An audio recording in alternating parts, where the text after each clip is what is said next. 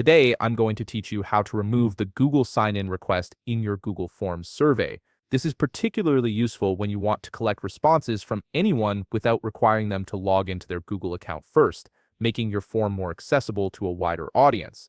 To get started, open your web browser and navigate to forms.google.com. Once the page loads, you'll need to sign in using your Google account credentials if you haven't already. This gives you access to all your forms and their settings. After signing in, you'll land on your Google Forms dashboard. Here, you'll see a section labeled Recent Forms, which displays all the forms you've created or recently worked on. Take a moment to locate the specific form where you want to remove the sign-in requirement. Once you've found it, click on that form to open it. This will take you directly into the form editor where you can make various adjustments. Now that your form is open, direct your attention to the top toolbar.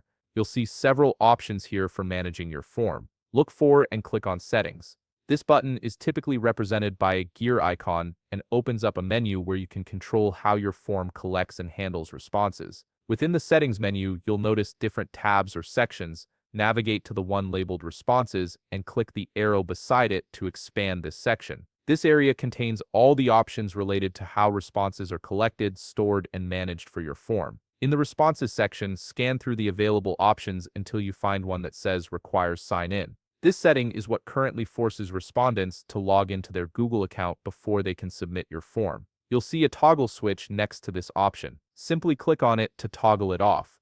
By disabling this requirement, you're now allowing anyone with the form link to respond without needing to authenticate through Google. This makes your survey much more accessible, especially for people who don't have Google accounts or prefer not to sign in. And that's it.